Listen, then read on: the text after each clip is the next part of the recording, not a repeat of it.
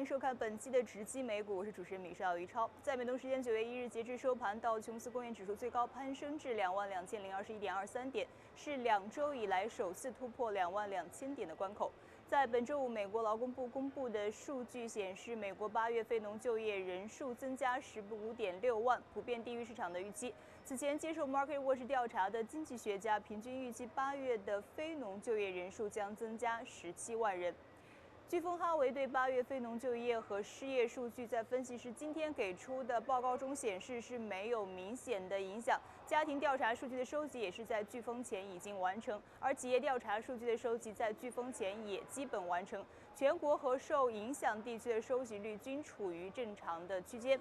此前7月份美国非农就业数据意外强劲，主要是归于休闲与酒店等服务行业的就业岗位一次性的激增，但这种情况分析师分析可能不会持续下去。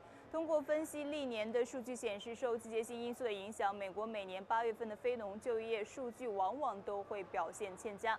那么今天有分析师指出，考虑到通胀数据通胀水平一直低于2%的现实，如果后续的失业率维持在当前的水平，美联储可能会放慢预期的加息步伐。再一起来看一下今天个股方面，周五各大的汽车生产商将公布8月在美的销售数据，包括福特汽车、通用汽车，广泛受到了市场关注。陶氏杜邦也受到了投资人的关注，因为此前陶氏化学与杜邦已经完成了平等合并。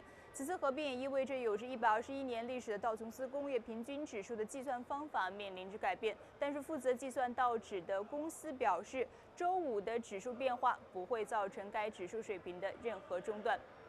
接下来我们和分析师一起回顾一下本周的市场行情。We're trying to figure out, are we in the midst of some kind of corrective phase, or are we pausing to go higher? We've had a 3% move off the S&P highs, and now the range is getting tight. So there's not too much we can get from today's action except for another day within this range, giving us more defined levels to figure out when this range resolves. And I'd rather look at the S&P cash. You look at the S&P cash right now, you will see the range is getting tight, okay? You have like two different ranges. First of all, here's upper resistance in the S&P. Okay, and here is your bigger support. So all in all, we're still in this upper area, but the market's a little lethargic.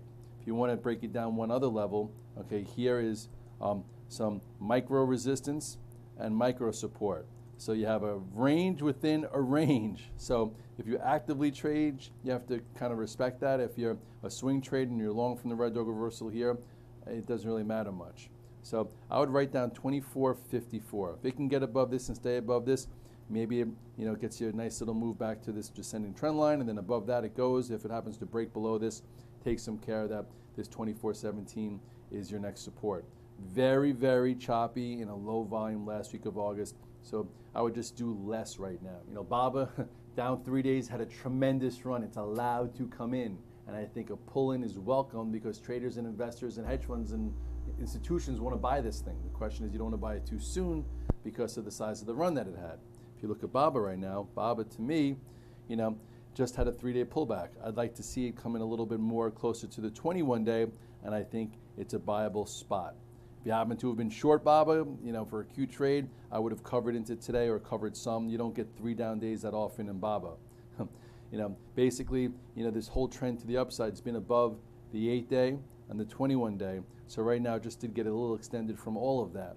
At this point, tomorrow we'll see what happens here, but I think that at some point soon, you could be a buyer. The question is, does this 167 hold, or does it come in a little bit more towards the 21-day, which is closer to 163?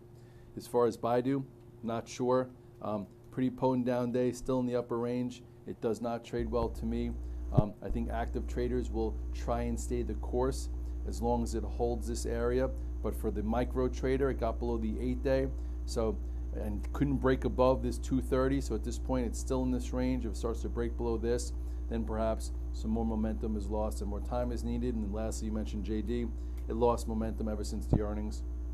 Had a big move. We talked about it as a swing trade down here at 28, and now this accelerated trend broke right there, and it's still having a bit of a hard time. I think it just needs time. Corrective phases are good after an enormous run, but until it wakes up and maybe reclaims the moving averages, I'd be very light here on JD. But you also you probably can't be pressing the shorts, as this should be some kind of bigger support area as the 200-day moves up. 好的，感谢您收看本期的直击美股，我们下期再会。